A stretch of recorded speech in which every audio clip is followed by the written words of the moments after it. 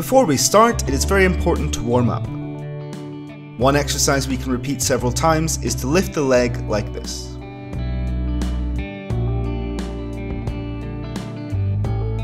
Another variation of the same exercise is to raise the leg but only support yourself with one hand to improve balance.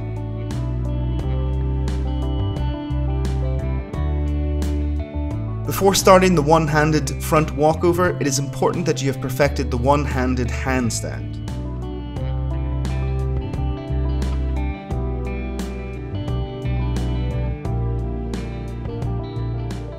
You need to repeat this as many times as you can to get the necessary balance and stability.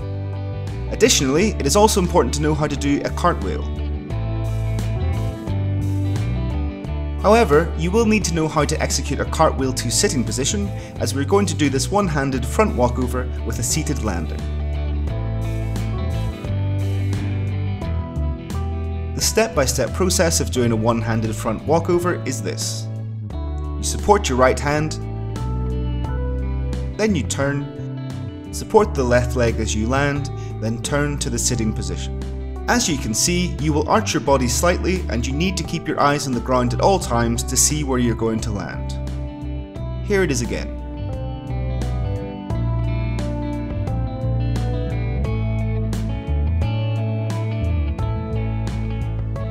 As you land, you can quickly support yourself on the other hand to have additional support.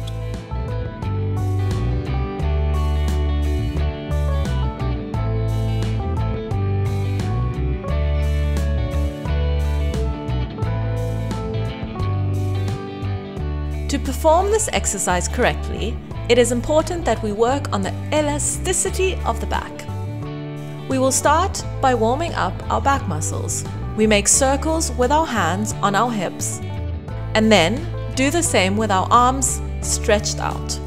We should do this several times. We can also bend down to our feet. We can lie on the floor to continue warming the back. We can lift our feet and use our hands to bend slowly. Then we can stretch our arms out like this to balance it out. Once we are on our knees, we rotate our arms to touch one foot and then the other. But we can also go to the other side. From this position, we can do the back bend, as practicing will make it much simpler and help lose our fear.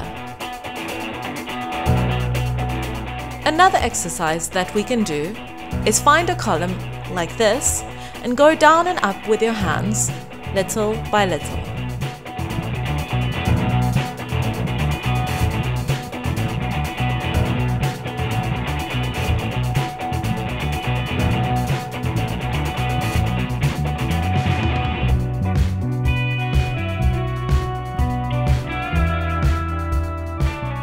The next step is to find an object at height like this and perform the exercise to help us to get rid of any fear.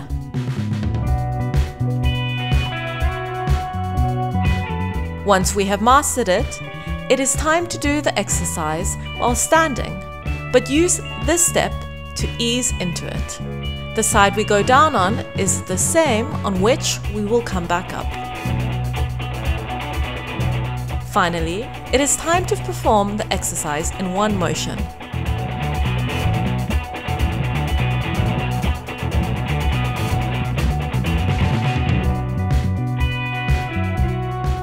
It is very important that we have very tight arms and that we do not bend the elbows when going down.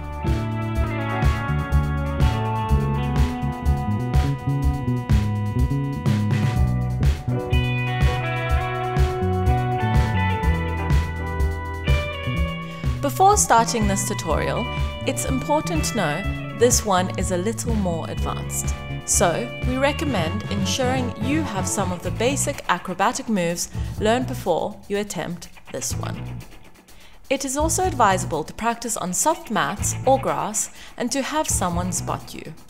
To know how to do a side flip, you'll have to know how to do a cartwheel well. For this move, we will be moving even more at a side angle. You will have to make a little push with your hands to do a cartwheel. Little by little, you will need to start drawing your hands in to make it in an aerial move. It is important that the leg we use to push off has a lot of upward momentum. A very important piece of advice is not to jump from a flat foot, but to push up from heel to tip to get this upward momentum.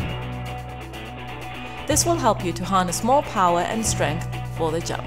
Another important aspect is using the momentum of our hands. In this case, the right goes up and then quickly comes down to the right leg. The hip must be kept in the same position and rotate with the whole body. For this move, our side aerial will involve jumping from one leg and landing on the other. As we have said, the right hand goes first to help momentum of the right leg, but the left hand goes under the knee to help us pull upwards. When landing, first we land on the left leg and then the right. It is important to bend the knees so we don't get hurt. Another thing we can do is to use a little burst of speed before the jump to have more momentum. You should also practice your leg exercises to ensure you have enough strength and power to push you off the ground properly. Before doing the side aerial on flat ground, you should practice jumping from a little bit of height to help you practice the landing.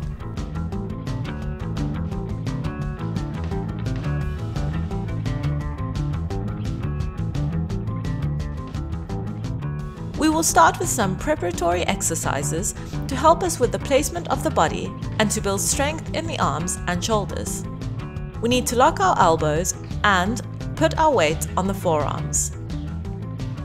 We can perform these exercises in different positions.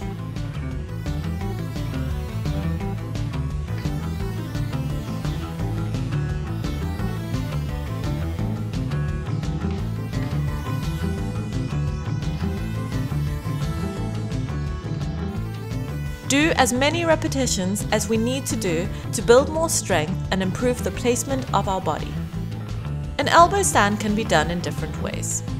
The first is by supporting the elbows in this way and placing our hands flat. The second way to do it is with closed fists to get more strength.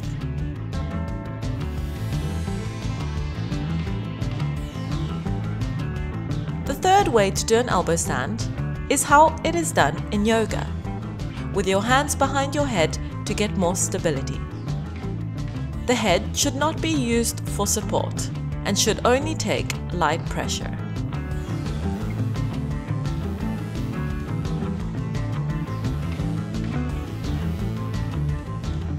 To perform an elbow stand, we have to lift the hip and body back and then put ourselves in a vertical position. We start by lifting our legs bent, as it will be much easier.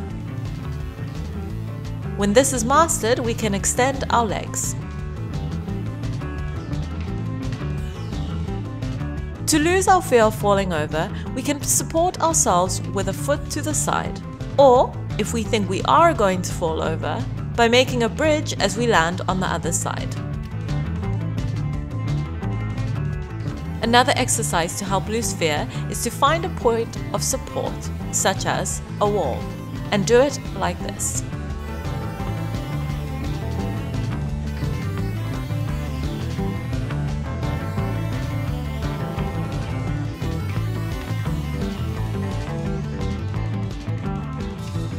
We hope you liked the video. If you want to continue learning about acrobatics, subscribe to our channel and stay tuned. We'll see you next time.